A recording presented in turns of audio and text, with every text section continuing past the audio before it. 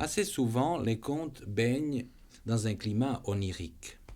Nous en avons des exemples aussi bien dans Les Mille et une Nuits, qui sont une œuvre en langue arabe, que dans l'œuvre des mystiques, notamment des mystiques persans, et plus particulièrement dans l'œuvre de ce grand mystique de langue persane qui est Jalaluddin Rumi, dont vous avez, vous, Evad Vitré-Meyerovitch, traduit les œuvres du persan en français. Oui, la notion de rêve, la notion, vous parliez du climat onirique, la notion de rêve, de cette atmosphère qui baigne ces contes, en réalité se base sur une certaine vision du monde.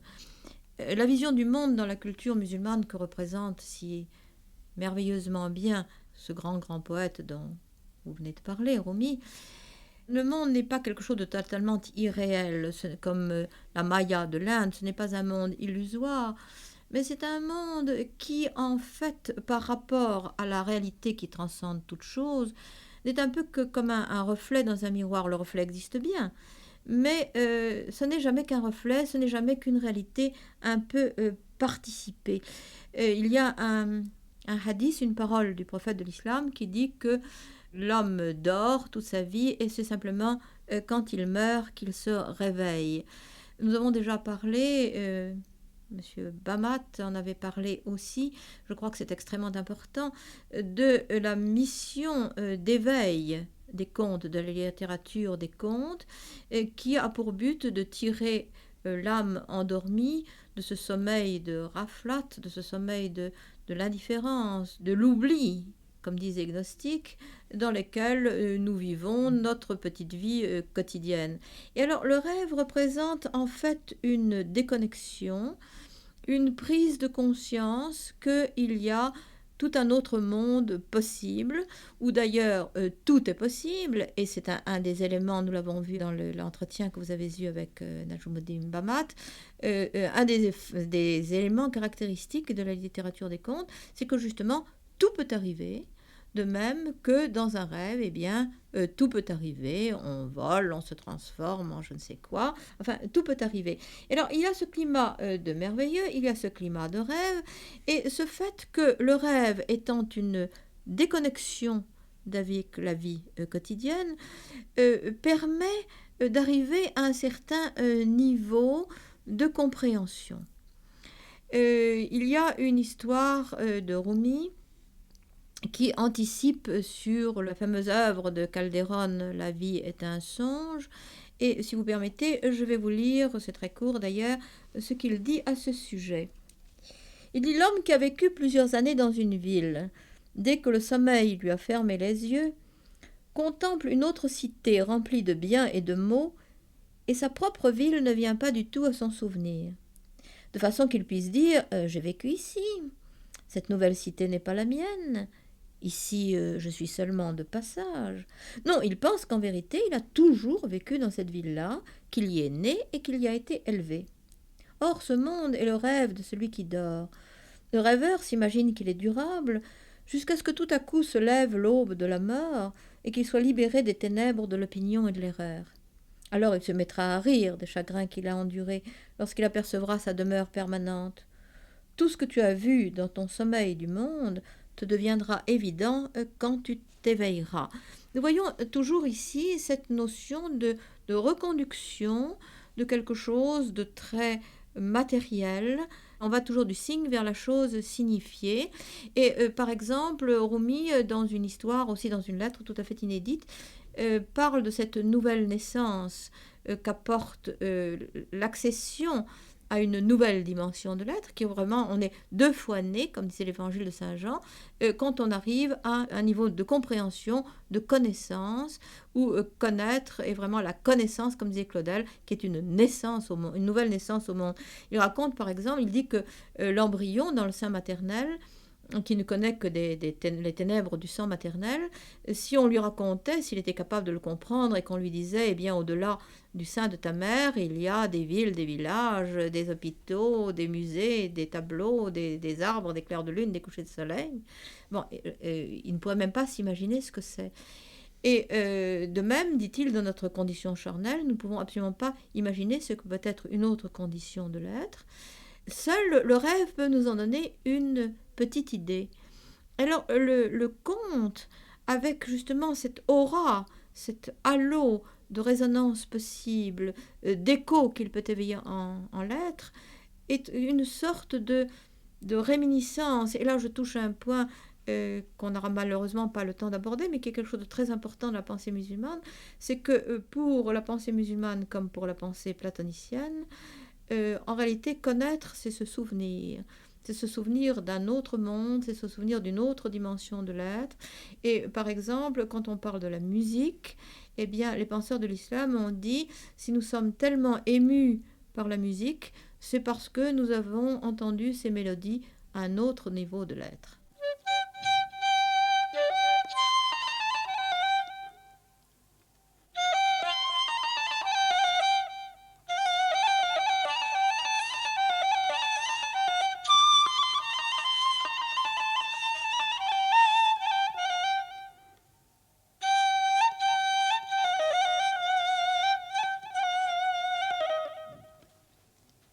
Il y a une histoire de Rumi dans le Masnavi que nous retrouvons d'ailleurs assez curieusement beaucoup plus tard dans les contes hassidiques que rapporte Martin Buber, qui sans doute ont puisé enfin, dans ce trésor de contes et d'apologues qu'est l'œuvre de Rumi. C'est l'histoire du trésor caché.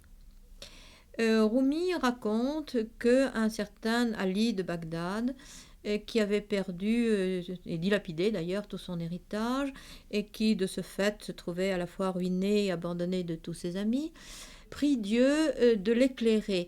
Ici, j'ouvre une parenthèse parce que il y a un procédé, je mets un peu procédé entre guillemets, un procédé de connaissance ou de révélation dans l'islam qu'on appelle istikhara, qui est quand on a vraiment un problème très très important et très grave à résoudre, de se mettre dans un certain état de pureté, à la fois corporelle, spirituelle, nous y reviendrons d'ailleurs tout à l'heure, et dans ces conditions de faire une prière très fervente en demandant à Dieu de vous éclairer au besoin par un rêve véridique.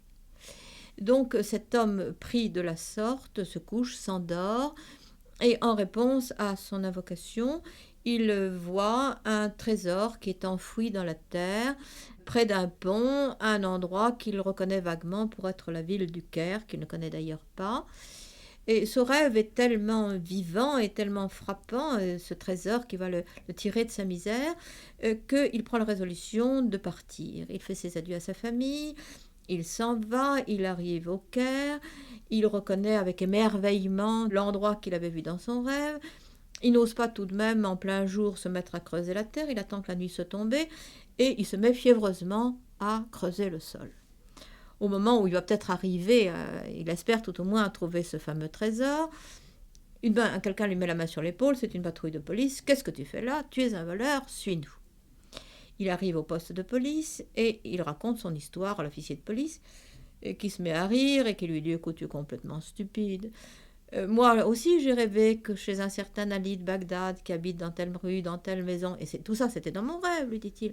Imagine que j'ai rêvé qu'il y avait un trésor caché derrière son âtre. Mais moi, je suis un homme raisonnable, je ne suis pas un fou comme toi. Bon, moi, je suis resté bien tranquillement chez moi, et bien sûr, je ne suis pas parti pour une folle équipée comme la tienne. » Ali ne dit rien, remercie, rentre chez lui, creuse la terre derrière l'endroit le plus chaud de sa maison, c'est-à-dire son âtre, et y trouve le trésor qui était toujours, et dont il ignorait l'existence et qui vient le tirer de sa misère. Or, la pointe de cet apologue, enfin le sens mystique, là aussi, à donner à cet apologue, c'est qu'il faut ne pas être une âme habituée. Vous savez, c'est Peggy qui disait toujours « Seigneur, faites que je ne sois pas un cœur habitué », et que l'habitude, la routine, le sommeil donc de l'indifférence dont on a tant parlé dans ces entretiens, vous masque la vérité. Et alors qu'il faut sortir de soi-même, il faut sortir de chez soi, il faut un exil, un expatriement, un décentrement spirituel pour retrouver ce trésor qui en réalité qui avait toujours été au plus intime de vous-même, dans votre propre maison, c'est-à-dire dans votre propre être, dans votre propre âme, dans votre propre culture aussi. Et le rôle du conte, c'est souvent justement de vous faire ce voyage, de vous décentrer, de vous faire sortir de la routine et du ronron de la vie quotidienne qui vous endort, pour partir en voyage, pour partir à l'aventure, comme les princes sont partis, comme Ali de Bagdad est parti, et c'est seulement ainsi qu'on retrouve le trésor. D'ailleurs, cette série d'émissions ne s'appelle-t-elle pas le trésor des conteurs? Là aussi, il s'agit d'un trésor.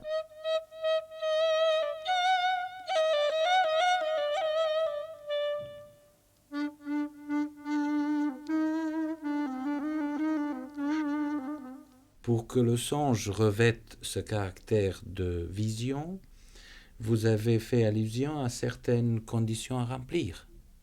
Oui, et bien sûr, la condition primordiale va être la purification. Je disais que Ali, avant de s'endormir, avait demandé à Dieu de le guider. C'est pour cela qu'il a eu une vision véridique, parce que sa prière était sincère et fervente. C'était donc une purification du cœur qui avait été aussi précédée par une purification corporelle, par les ablutions rituelles. Et aussi, je dirais que peut-être le sommeil, favorisant cette déconnexion de la vie quotidienne, représente aussi une purification du mental. Vous voyez, le thème du miroir, le thème d'un univers qui est fait de reflets, nous en parlions tout à l'heure, de reflets dans des miroirs, c'est un thème tout à fait fondamental dans la mystique, dans la poésie, dans la métaphysique islamique en général, que ce soit à Jakarta, à Lahore, à Tanger ou au Caire, quel que soit le langage dans lequel c'est exprimé, nous retrouvons toujours ce thème du miroir, qui est d'ailleurs, je le dis en passant, le thème sans doute le plus onirique de toute la littérature, que ce soit les symbolistes, que ce soit même Victor Hugo, que ce soit la littérature métaphysique du Moyen-Âge, je pense notamment au poète métaphysicien anglais, que ce soit Chamisso et les romantiques allemands, nous retrouvons toujours ce miroir sombre dans lequel on voit son double. Enfin, vous savez que même Saint Paul dit que sur cette terre, nous voyons les choses en énigme et dans un miroir, et que nous les verrons un jour en réalité. Donc ce thème du miroir qu'il faut purifier, c'est un thème tout à fait donc fondamental, et la possibilité de la connaissance consiste à purifier le miroir pour lui permettre de refléter le réel tel qu'il est en vérité. Il y a une anecdote qui me paraît très révélatrice à cet égard, qui est l'histoire que Rumi raconte dans le Masnavi des peintres de Byzance et des peintres, c'était les peintres de Roum, c'est-à-dire de Byzance, et les peintres, vous savez que Rumi, c'était son éponyme, c'est-à-dire le byzantin. Il était iranien, il était venu d'Iran, il vivait en Anatolie au XIIIe siècle, et on l'appelait le byzantin. Bon.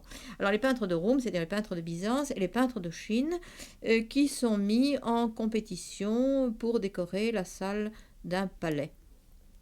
Le sultan leur a donné aux uns et aux autres, à ces deux groupes de concurrents qui se font face mais sans se voir, parce que la salle du palais est divisée dans toute sa longueur par un rideau. Ils ne se voient pas les uns les autres, et les Chinois et les peintres de Byzance donc doivent décorer de fresques les murs, la paroi qui leur est dévolue, et ensuite on verra celui qui remporte la palme. Alors, tandis que les peintres de Chine décorent de figures ravissantes le mur qui leur est imparti, les peintres eux représentent les artistes, enfin les gens du monde.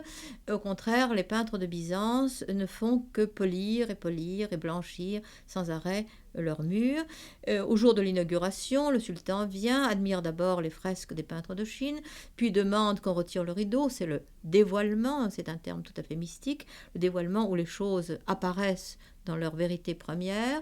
Et à ce moment-là, les peintures chinoises, qui représentent les peintures terrestres, la beauté du monde matériel, se reflètent dans le mur poli comme un miroir par les peintres de Byzance.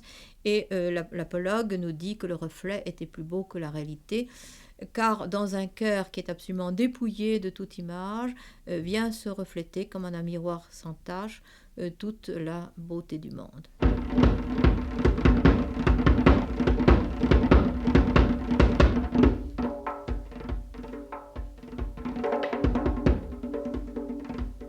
là aussi, c'est Rumi lui-même qui va nous donner le sens profond de cet apologue. C'est lui qui conclut, c'est donc lui qui va donner à cette anecdote sa dimension de conte mystique. Il nous dit: les Byzantins sont les soufis, c'est-à-dire les mystiques. Ils sont sans études, sans livres, sans érudition, mais ils ont poli leur poitrine, ils ont purifié du désir, de la cupidité, de l'avarice et des haines leur cœur. Cette pureté du miroir est sans nul doute le cœur qui reçoit d'innombrables images. Il garde en son sein la forme infinie sans forme de l'invisible, reflétée dans le miroir de son cœur. Bien que cette forme ne soit pas contenue dans le ciel, ni dans l'empyrée, ni dans la sphère des étoiles, ni sur le globe, car toutes ces choses sont limitées et dénombrées, sache que le miroir du cœur est sans limite. Ici, l'entendement devient silencieux, sinon il induit en erreur, car le cœur est avec Dieu, ou plutôt le cœur, c'est lui. Le reflet de chaque image brille éternellement à partir du cœur seul, tant dans la pluralité qu'en dehors d'elle. Ceux qui ont poli leur cœur ont échappé aux parfums et aux couleurs. Ils contemplent sans cesse la beauté à chaque instant. Ils ont abandonné la forme et l'écorce de la connaissance. Ils ont brandi l'essence et l'océan de la connaissance mystique. Depuis que les formes des paradis ont resplendi, elles ont trouvé les tablettes de leur cœur réceptives. De l'empyrée, de la sphère étoilée et du vide, ils reçoivent 100 impressions. Quelles impressions? En vérité, c'est la vision même de Dieu.